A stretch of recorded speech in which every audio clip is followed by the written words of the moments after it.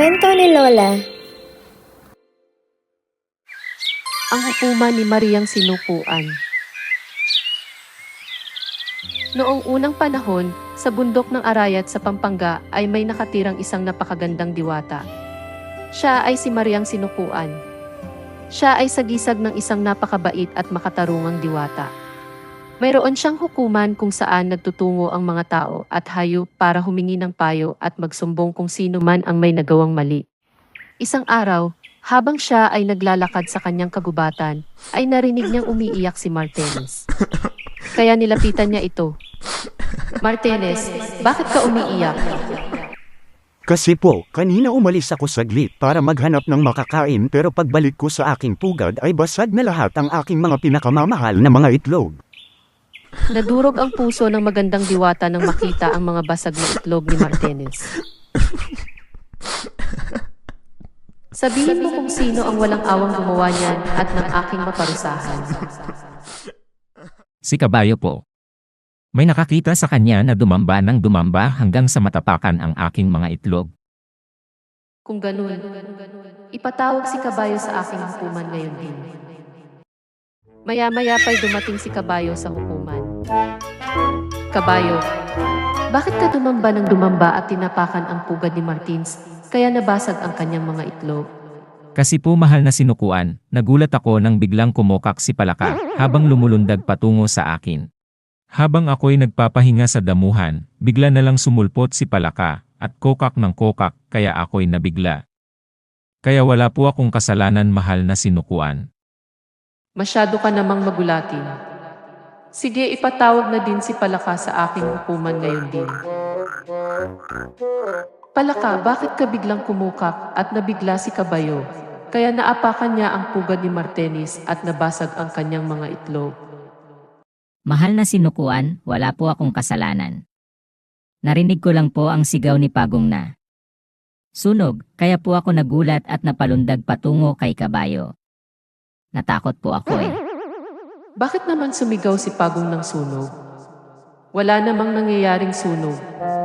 Sige, papuntahin si Pagong dito ngayon din at nang magkaalaman na. Pagong, bakit ka sumigaw ng sunog na ikinatakot ni Palaka kaya siya ay napakokak at nagulat si Kabayo kaya naapakan ang pugad ni Martinis at nabasag ang lahat ng itlog? Ipaliwanag mo dahil wala naman akong narinig na may nasusunog. Ganito po kasi yun mahal na Sinukuan.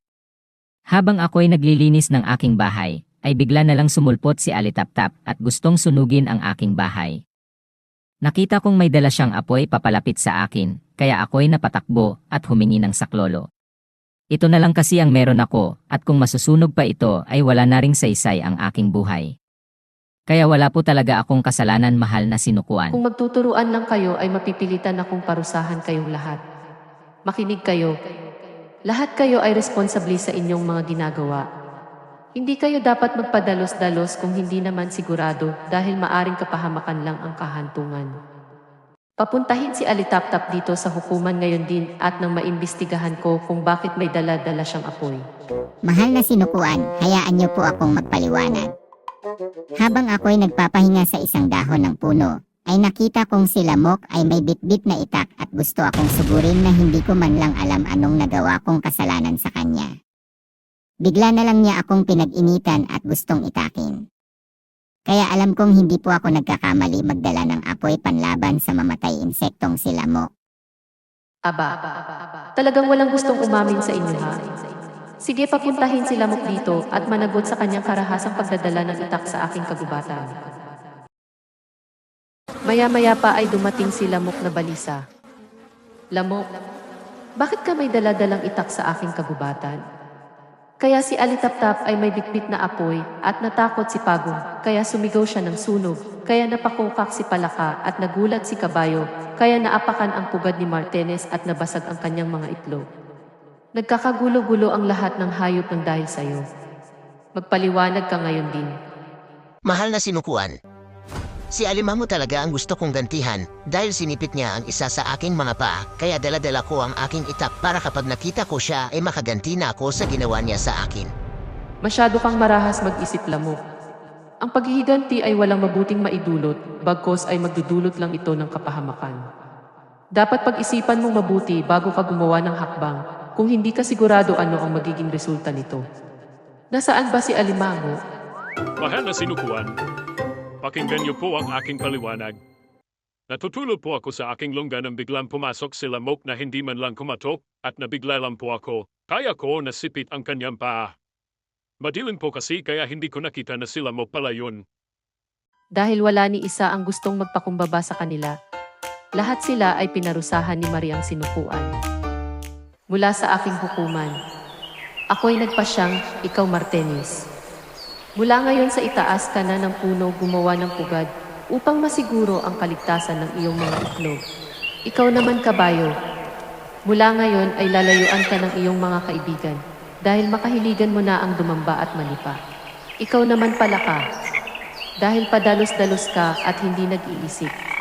Yang kukak na ang iyong boses habang buhay. At ikaw pagong, dahil bahay mo lang ang mahalaga sa'yo, habang buhay na itong nakadikit sa iyong katawan at hindi ka na mahihiwalay dito. Alitap-tap, dahil magaling kang manindak gamit ang iyong lampara, dadalhin mo na yan habang buhay. Ikaw Lamok, mula ngayon hindi ka na makakalapit kahit kanino at kakainisan ka ng lahat dahil sa iyong marahas na pag-iisip.